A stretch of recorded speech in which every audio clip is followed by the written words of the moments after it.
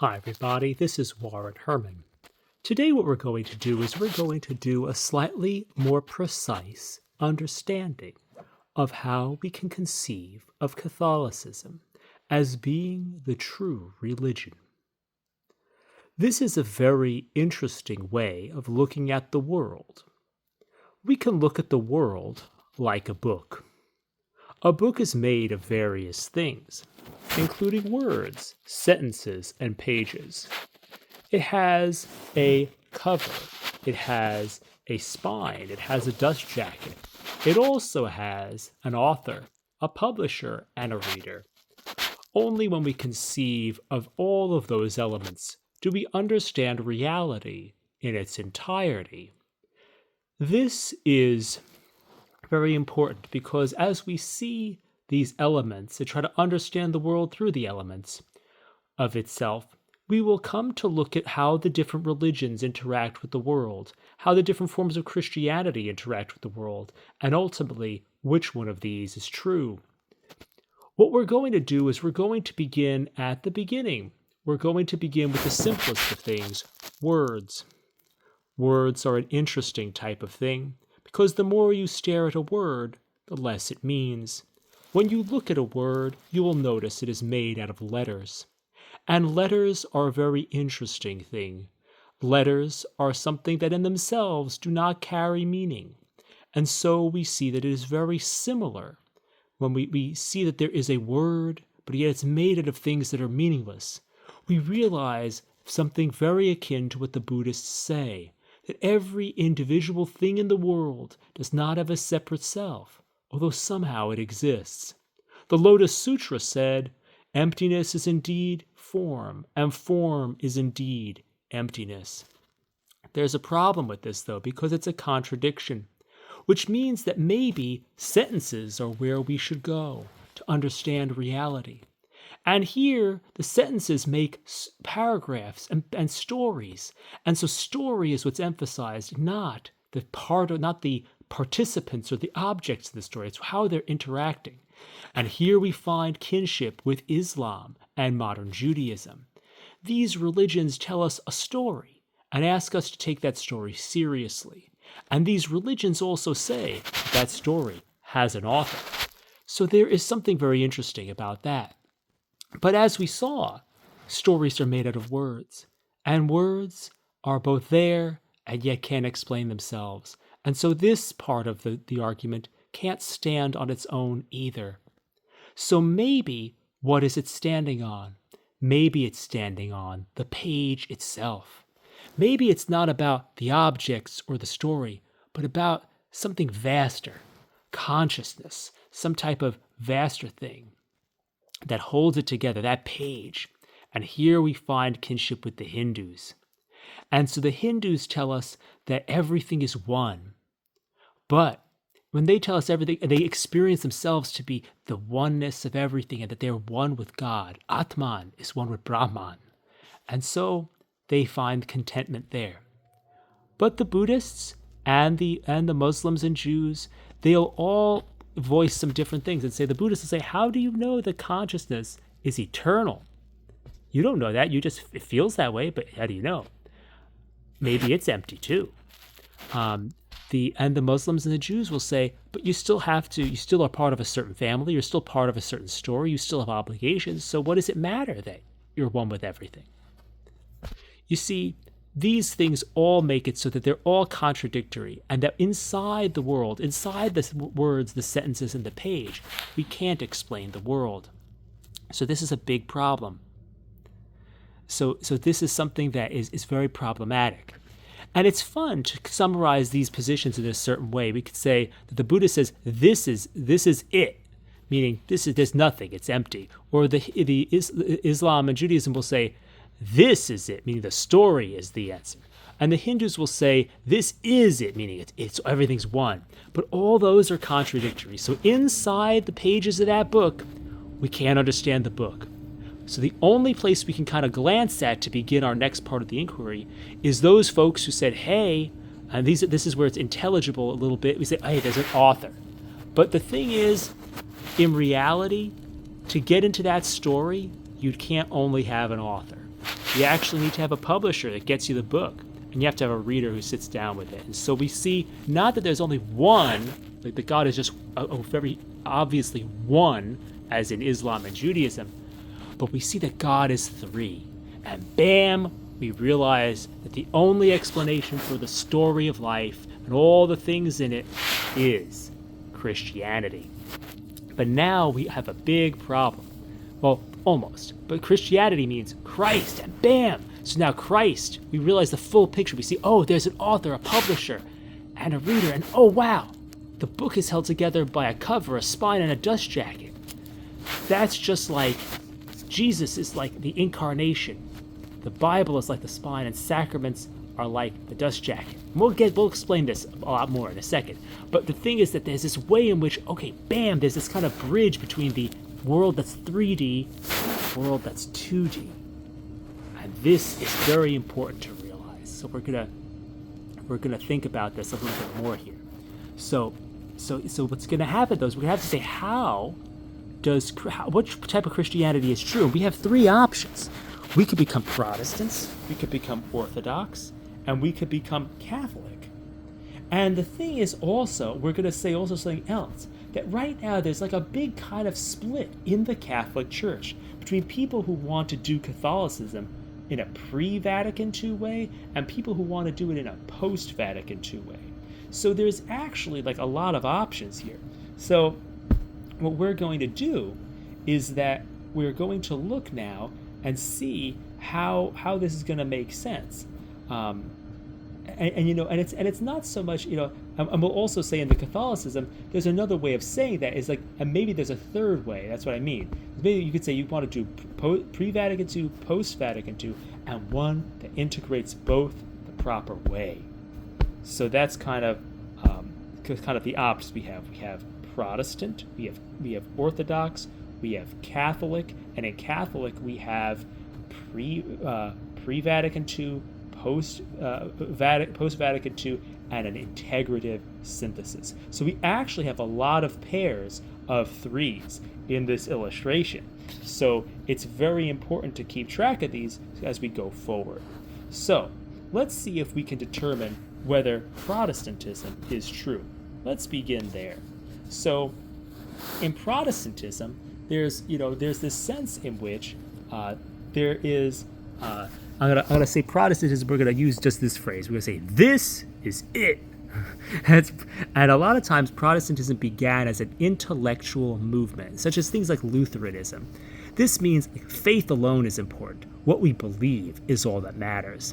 Other types of Protestantism that are like the Amish or like social justice things, like so the Lutherans and evangelicals are this, Amish and like social justice things, they have behavioral things like this is it, we got to do this. Then there's experiential things like being Pentecostal, stuff like that. So it's like, this is it. So it's like so there's all these other types of this is it's that we could have that are there. So there's these different ways of being a Protestant, and so the question really becomes saying, hey, how come how is Protestantism really true? Well, it seems like we can't really even pin down the whole thing, because we would say that like all these things are in opposition to these things. These are all trying to say that they're true. They're all trying to say they all have this type of content, but they're all kind of really claiming this is it. I'm the big deal. I'm the truth. You should be a Reformed Baptist. You need to be involved in this social justice cause. You need to be Amish. You need to be able to be a Pentecostal and really have those experiences. That's what they're saying. They're all kind of in opposition to everything else. And the thing is, in Protestantism, there's always this opposition to reason is not allowed to. Reason and our wills are viewed as wounded and bound more so than other traditions. And if this is a hint also that in this diagram here, this use of reason to think about the world is not really at home in Protestantism. So if this diagram is convincing, we already should be suspicious of Protestantism. But the real big deal here is that we can really see that each one of these is kind of a fragment. There's intellectual things, behavioral things, and experiential things. And these are all separated from each other. And so we realize that this is not a holistic picture of reality. And so we can kind of move on from Protestantism to say, hey, and also we can also see that there's a lot of resemblance. There's some capitalized stuff here, which is kind of, there's elements here that we can get snagged on. So for example, beliefs can make you argue with people. Getting involved in social justice causes can get you caught in the world. Being involved in experiences can sometimes be confusing. So there's ways in which this is kind of not comprehensive, that this gets us caught in the world that we were trying to escape. And there's a lot of reasons why we shouldn't be Protestant. So there's many reasons for that. But the thing here we have to do then is to consider orthodoxy and Catholicism. And it's going to help us to look at what they look like in terms of a this is it diagram.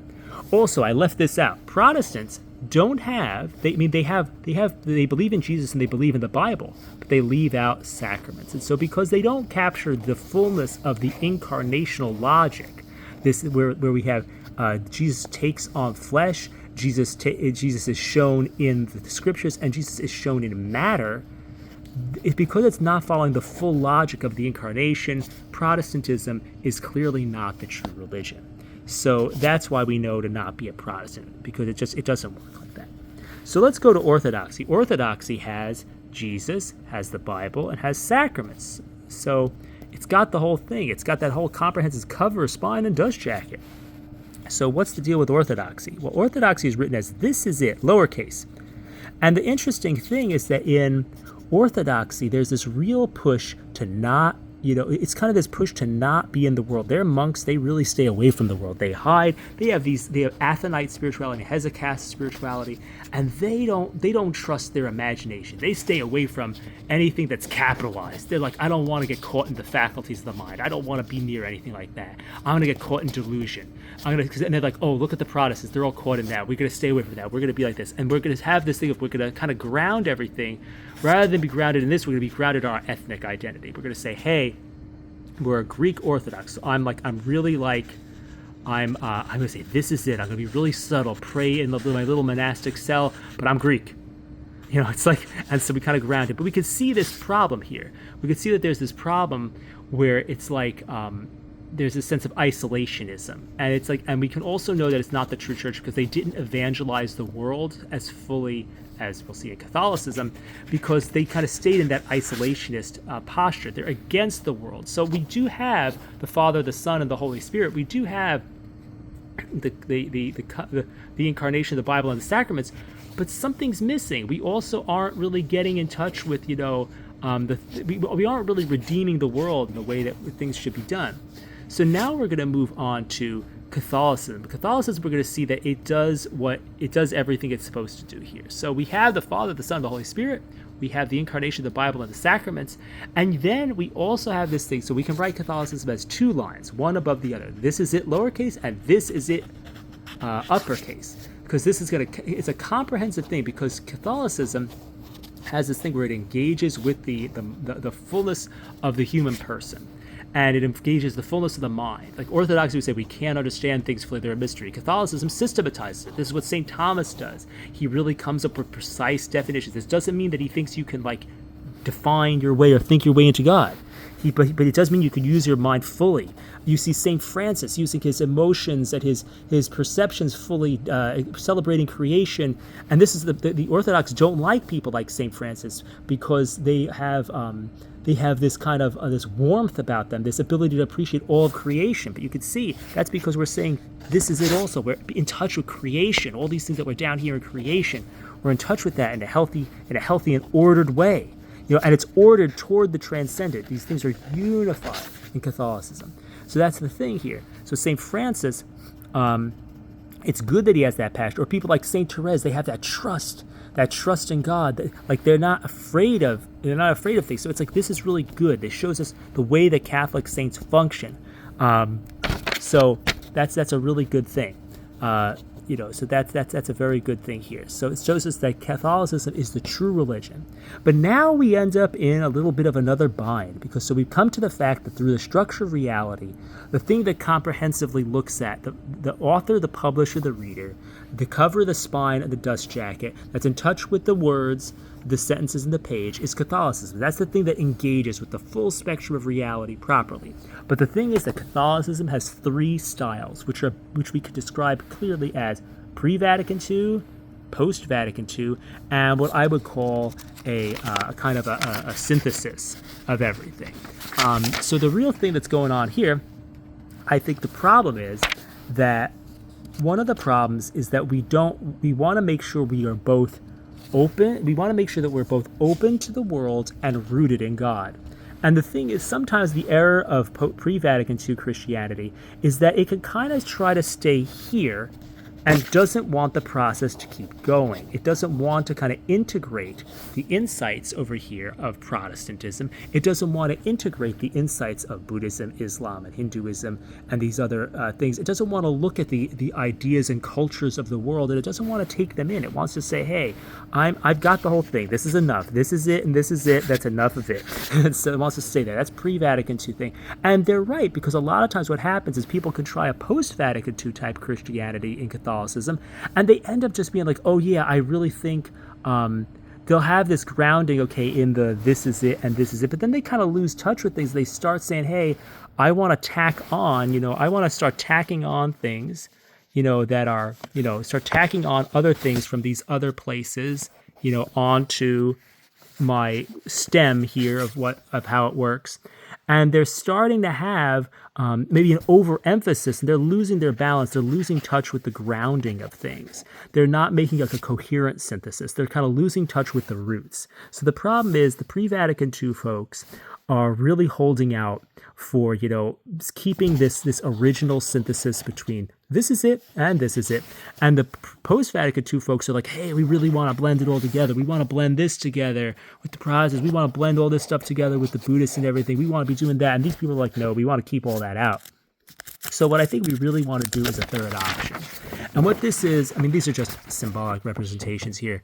But the thing is, like, what we really want to do is we want to integrate everything that's good in Protestantism and everything that's good in the other religions, with Catholicism. This is like this third option of how this is the real thing, this kind of traditional progressive type of thing that synthesizes pre-Vatican II and post-Vatican II currents in Catholicism. And this shows that this is the real way of organizing all the this is it's on the whole chart. This is the way, since this is, and I haven't drawn it properly or perfectly, but it shows that this is what's going on.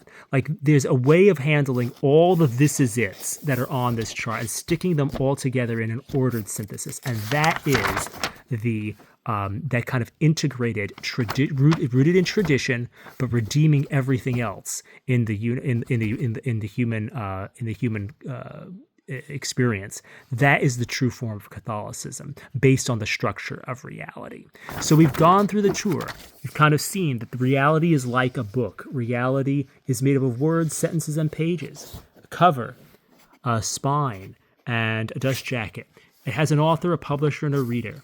And the thing is that we realize that the way we make sense of all this is through Catholicism. And we've come to see that the brand of Catholicism that best makes sense, that goes deepest into all these things, that makes us dive most deeply into the story of life and get the most out of it, is this form of Catholicism, which is not pre-Vatican II, not like a traditionalism, not a post-Vatican II, or we could grossly say a modernism, but a deeply